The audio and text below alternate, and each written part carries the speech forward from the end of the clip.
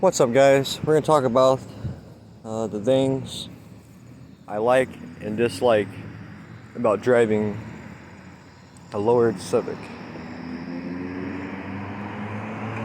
First thing I'll say is I really like my car. I enjoy driving the Civic.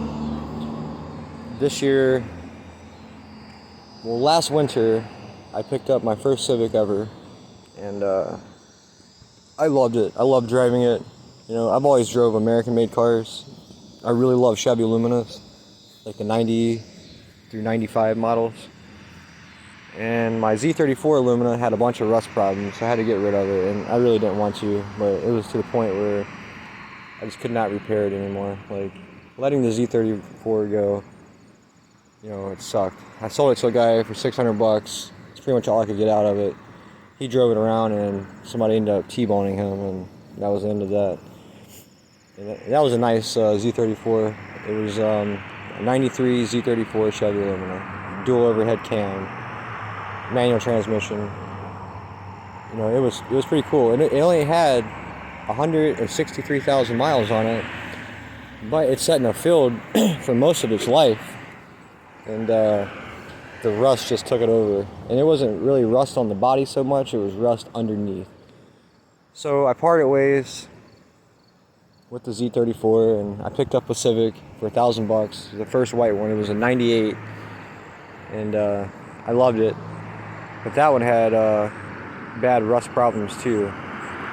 The strut tower actually separated from the frame rail, and the tire went up inside, and it pushed the hood up. Like, the hood would not shut anymore because the separation was such a problem. The first thing I don't like about my Civic, with it being lowered, is I scrape on everything. And I've raised it enough now where I don't scrape as bad, but I still scrape a little bit here and there. And the Civic looks rough right now because I'm about to paint it and getting ready. Like, it's all sanded and primed and still working on it. But yeah, the scraping sucks, especially in the front. I've tore this bumper up. There's a crack right there. There's a crack down here, and yeah. Second thing I don't like about having a lowered Civic, because when you start lowering the Civic, even if you're not slamming it, what happens is the rear tires, you start getting camber. Whether you like to or not, you got a little bit of camber. And right now I'm about -3 degrees camber on these tires, and today I actually put adjustable camber arms so that way I can kind of straighten these tires back up. But yeah, that was a nightmare. So right now I have to get new tires for the rear because I've only had these tires for maybe 6 months.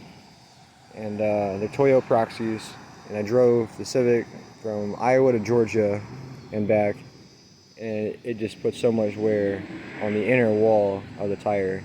If you check out my last video about putting the camber arms in, I show the tire wear on it. So the next thing I like about the car is I like the culture that surrounds the Civics. I love the Kanjo Civic style, Japanese Civics, the way they race Loop 1.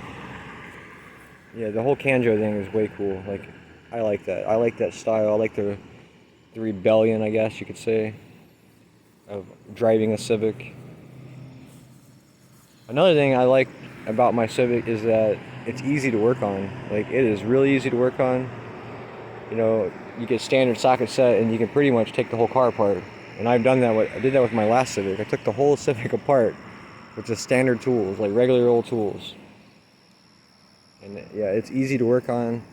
Unlike, you know, working on the Z34, which was hell, this car is easy, very easy to work on. And I enjoy working on it. I enjoy taking time and making this part of my hobby. You know, aftermarket parts are really easy to obtain, and they're affordable. And that would be my next thing I enjoy about the Civic, is that it's affordable. The parts aren't going to cost you, you know, arm and a leg. Next year, I'm going to turbo this Civic, and the turbo kit for that is only $800 on eBay. Yeah, it's eBay turbo, but I've seen a lot of good reviews on it, so I'm going to go with it. Another thing I don't like about the Civic is the door panels brake really easy. And what I mean by that is these right here, see I can push inside of there, push down. The plastic on that is really cheap. And this is my second set, and they both have broke. So yeah, the door panels suck. Like, they break really easy, and I don't like that. So if you get a Civic, or maybe an Acura, Integra, or anything that's an early 90s model, you're gonna run into these issues. It's just cheap plastic, I guess, you know.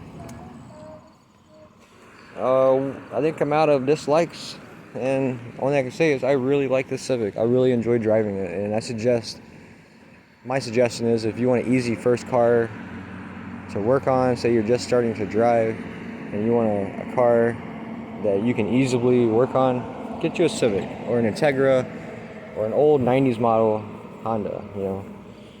You get the old SIs or Type Rs or something and it's simple to work on, and it's very fun. You know, I love this Civic. I love the feel of driving it. It's like driving a go-kart. The handling, especially with the beefed up suspension and the wider wheels and lowering it, man, like it's like driving a go-kart. It is very fun to drive. It handles very well. But yeah, guys, I thought I would share, you know, a couple moments with you of my car, let you see what it looks like.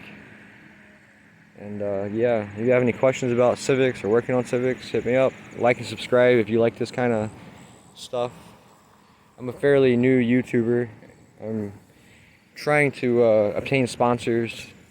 I've contacted Mobile One and Max Speeding Rods and a few other companies, and we're gonna turbo this Civic, and we're gonna make it a track car. We're gonna race it, and I'm gonna start uploading as I go. If you guys have any suggestions on what I can do to the Civic, you know, motor wise, to get more horsepower, leave it in the comments. But yeah, guys, I'll hit you on the next one. Later.